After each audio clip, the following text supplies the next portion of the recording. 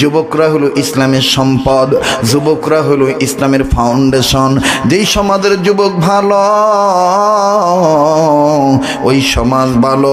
কথা বলেন ঠিক না বেঠি? এজন্য যুবকরে ইমান এক দৌলত, ইমান এক দৌলত, ইমান এক দৌলত। এই দৌলতটা হেফাজত করা লাগবে, তাইলে তুমি ভদ্রলোক হইতে পারবা। আল্লাহ ডাক দিয়ে বললেন, নবী গো, এই দুই গুণে গুণান্বিত যারা, আমি আল্লাহর দৃষ্টিতে অরিজিনাল ভদ্রলোক তারা। এক নম্বর আমানো, এক নম্বর যারা ইমান এনেছে। মুসলমান বাবাজি, ইমান অনেক দামি সম্পদ, ইমান অনেক দামি সম্পদ। ইমান আনার ক্ষেত্রে যদি মা আপনার বিরোধী হইয়া যায়, মাকে ছেড়ে দিবেন, কিন্তু ইমান ছাড়া যাবে না। ইমান আনার কারণে যদি বাবা আপনার বিরোধী হয়, বাপকে ছেড়ে দিবেন, ইমান ছাড়বেন না। কথা বলেন ঠিক না বা ঠিক? মুসলমান বন্ধু রে, হাদিস করলে পাওয়া যায় হযরতে আবু হুরায়রা রাদিয়াল্লাহু আনহু এই ইমান এনেছেন। বাবা আমার বন্ধুগণ আমার নবীর দরবারে বসেছেন। ও বন্ধু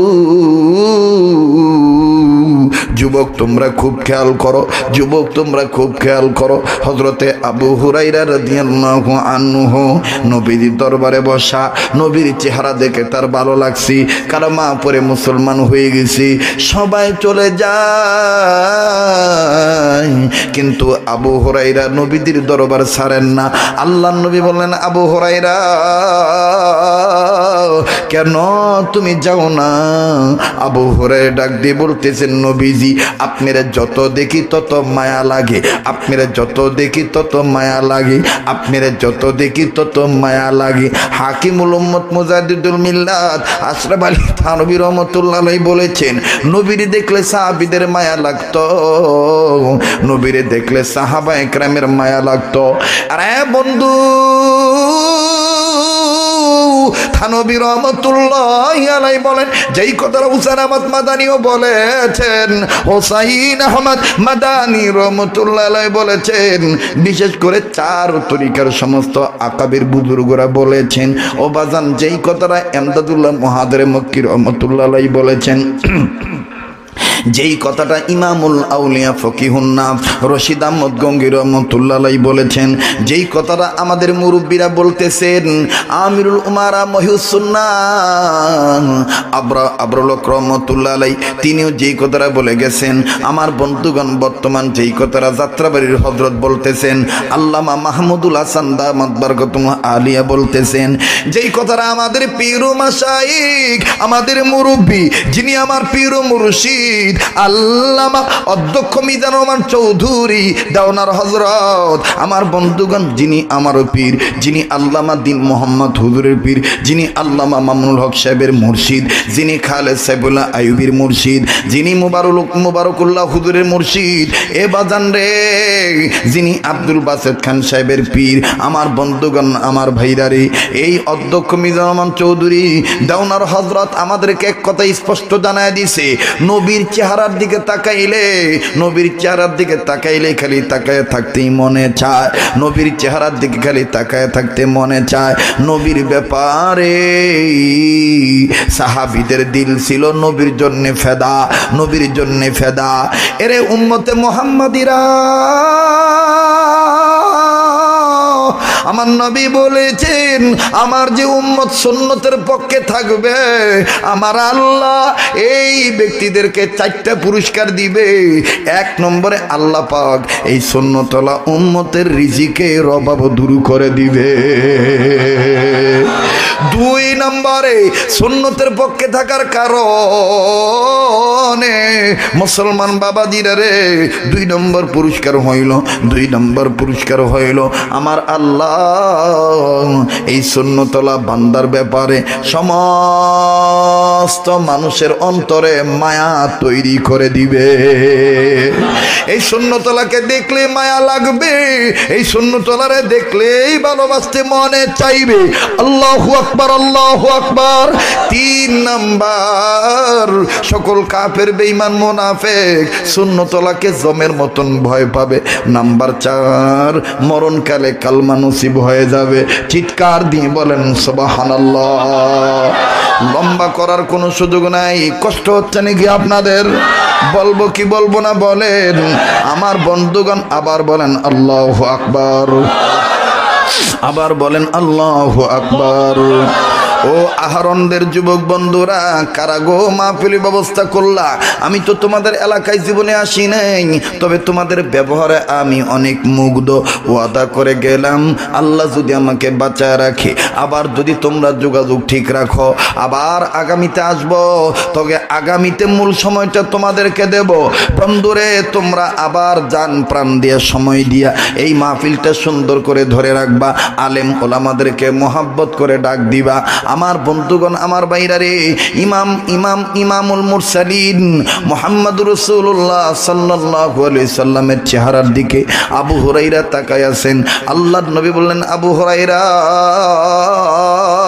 তুমি কি বাড়িতে যাবা না? আবু হুরায়রা ডাক দিয়ে বললেন, নবী গো, আপনার দরবার ছেড়ে যেতে মনে চায় না। আমার নবী বললেন, যাও যাও যাও, তুমি তোমার মায়ের খেদমত করো। বলে, হুজুর, আমার মা তো মুশরিক, আমার মা তো বেঈমান, আমার মা ঈমান আনে নেই। আল্লাহর নবী ডাক দিয়ে বলেন, আবু হুরায়রা, যাও যাও যাও, তুমি তোমার মার কাছে যাও। আমার বন্ধুগণ, প্রত্যেক দিন আবু হুরায়রা আগে আগে বাড়িতে আসে, কিন্তু ওই দিন আবু হুরায়রার বাড়িতে যাইতে লেট হয়ে গেছে। আবু হুরায়রা বাড়ির দরজায় যায়, দেখে ভিতর দিয়ে লাগানো। আবু হুরায়রা ডাক দিয়ে বলতেছেন, মা গো, আপনি দরজা খোলেন, আপনি দরজা খোলেন। এবার মা দরজা খুললো। মা দরজা খোলার পর মা ডাক দিয়ে বলতেছেন, আবু হুরায়রা, এত দেরি হইল কেন? তুমি কোথায় ছিলা? আবু হুরায়রা ডাক দিয়ে বললেন, নবী গো, মা গো, আমি আমার নবীর দরবারে ছিলাম, যেই দরবারে থাকতে পারলে দুনিয়া আখিরাত ধন্য হয়ে যাবে, যেই দরবারে থাকতে পারলে দুনিয়া আখিরাত ধন্য হয়ে যাবে। ও মা, আমি সেই বিশ্ব নবীর দরবারে ছিলাম। মা গো, তুমি জানো নি, আমি নবীর চেহারা দেখে কালেমা পরে মুসলমান হয়ে গেছি। আবু হুরায়রার মা ডাক দিয়ে বলতেছেন, এরে আবু হুরায়রা, তুমি তোমার বাপ দাদার ধর্মের মুখে চুনকালি মাখছো। তুমি জানো কি জানো না, আমি তো ইসলাম মানি না, আমি মুহাম্মদকে মানি না। যাও যাও, তুমি আমার এই ঘর থেকে বেরিয়ে যাও, তুমি আমার বাড়ি থেকে বের হয়ে যাও। আবু হুরায়রার মা আবু হুরায়রার গালে চট করে একটা থাপ্পড় লাগায় দিল। এরে বন্ধু, হযরত আবু হুরায়রা মার হাত থেকে থাপ্পড় খাইলো, বাড়ি ছেড়ে দিল, নবীর দরবার ছাড়লো না। হযরত আবু হুরায়রা মায়ের থাপ্পড় খাইয়া, মায়ের হাতের আঘাত পাইয়া আবু হুরায়রা চইলা গেলেন নবীর দরবারে। নবীর দরবারে যায় ঘুরঘুর ঘুরঘুর ঘুরঘুর ঘুরঘুর করে ঘোরে।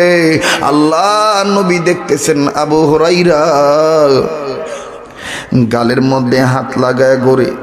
আল্লাহ নবী বললেন, আবু হুরায়রা, তুমি কি বাড়িতে যাও নাই? দেখলাম তো তুমি বাড়িতে গেলা, আবার কেন আসলা?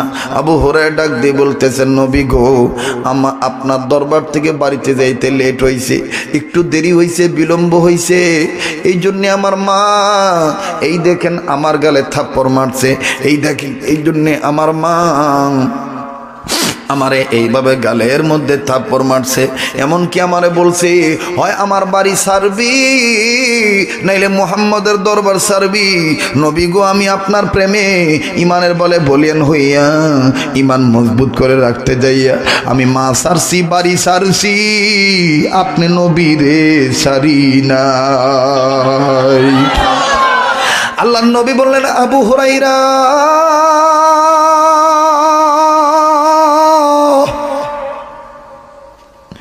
তোমার মা তোমাকে মেরেছে, এই জন্য কি তুমি আমার কাছে মায়ের ব্যাপারে অভিযোগ দিতেছো, নালিশ করতেছো? শুনে রাখো, শুনে রাখো, তোমার মা তোমায় মেরেছে, এখানে আমি নবীর কিছু করার নাই। তোমার মা তোমাকে মেরেছে, এখানে আমি নবীর করার কিছুই নাই। আবু হুরায়রা বললেন, নবী গো মাফ করবেন, আমি আমার মায়ের নামে বিচার দিতে আসি নাই।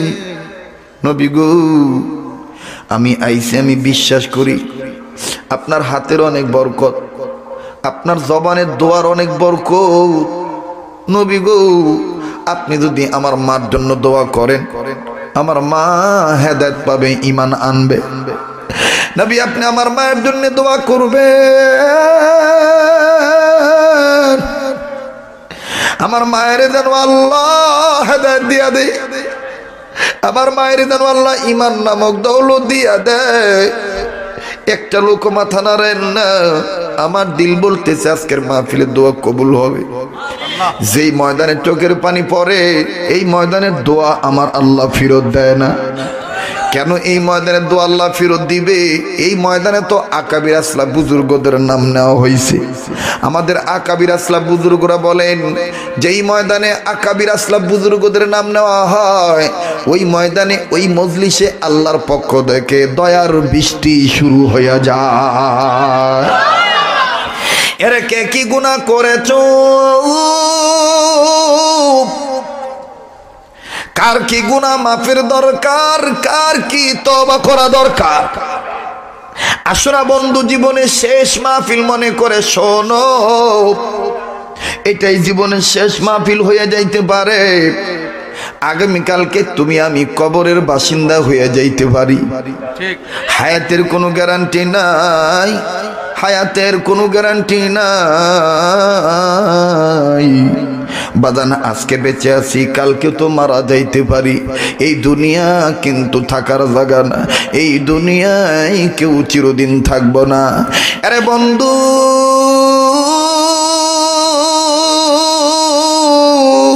আবু হুরায়রা ডেকে ডেকে বললেন, নবী গো আপনি আমার মায়ের জন্য দোয়া করেন।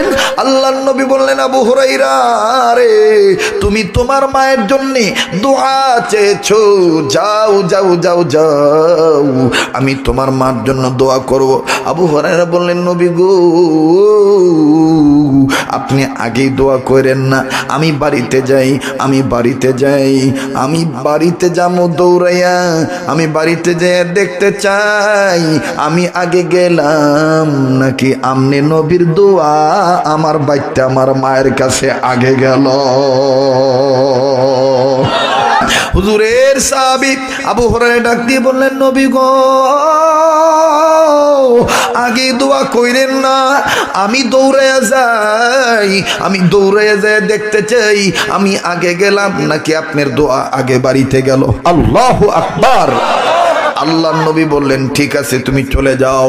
আল্লাহর নবী এবার দোয়া করলেন। হযরত আবু হুরায়রা দৌড়ে দৌড়ে যাইতেছেন, কিছু সাহাবায়ে কেরাম পিছন থেকে জামা টান দিয়ে ধরছে।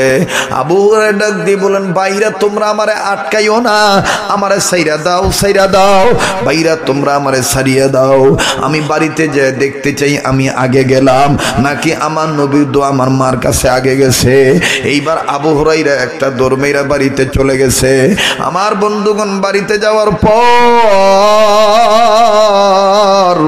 আমার বাইরে আল্লাহর নবী তো দোয়া করছেন, আল্লাহ আমার আবু হুরায়রার মাকে তুমি হেদায়েত দিয়ে দাও, আল্লাহ ঈমান নামক দৌলত দিয়ে দাও।